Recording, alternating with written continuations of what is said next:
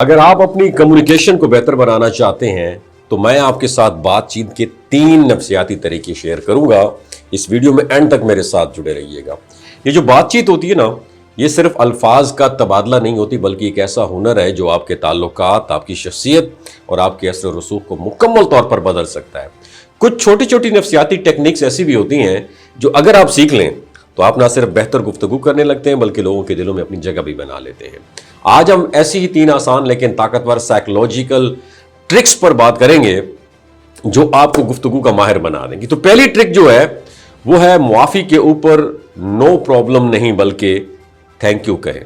जब कोई शख्स आपसे मुआफ़ी मांगे तो आमतौर पर हम कहते हैं नो प्रॉब्लम या इट्स ओके, लेकिन अगर आप उसकी जगह पर थैंक यू कहें तो इसका असर बिल्कुल मुख्तलिफ होता है।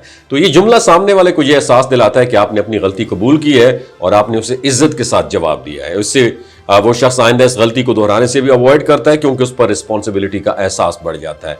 तो एक छोटी सी तब्दीली है लेकिन आपकी गुफ्तगू को ज्यादा पॉजिटिव और बावकार बना देती है। नाज़रीन, दूसरा जो ट्रिक है वो है गुस्से के बजाय मुस्कुराहट का इस्तेमाल करें।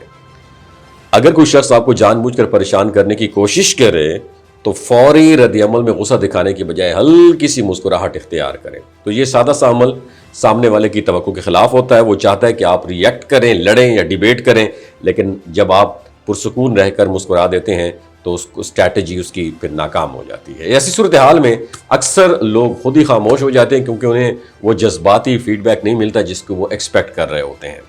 और जो तीसरा ट्रिक है वो है बहस के दौरान, डिबेट के दौरान आवाज़ को आहिस्ता करना। जब कोई आपसे डिबेट करने लगे तो अपनी आवाज़ को बुलंद करने की बजाय मज़ीद धीमी और पुरसुकून कर दें। ये एक ताकतवर नफ्सियाती टेक्निक है और जब एक शख्स बुलंद आवाज़ में बात कर रहा हो और दूसरा आहिस्ता और नरमी से जवाब दे रहा हो तो माहौल खुद ब खुद ठंडा होने लग जाता है।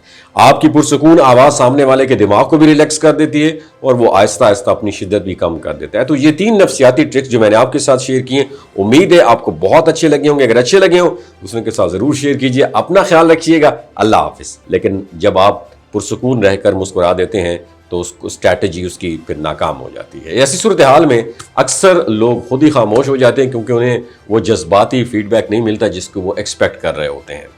और जो तीसरा ट्रिक है वो है बहस के दौरान, डिबेट के दौरान आवाज़ को आहिस्ता करना। जब कोई आपसे डिबेट करने लगे तो अपनी आवाज़ को बुलंद करने की बजाय मज़ीद धीमी और पुरसुकून कर दें। ये एक ताकतवर नफ्सियाती टेक्निक है और जब एक शख्स बुलंद आवाज़ में बात कर रहा हो और दूसरा आहिस्ता और नरमी से जवाब दे रहा हो तो माहौल खुद ब खुद ठंडा होने लग जाता है।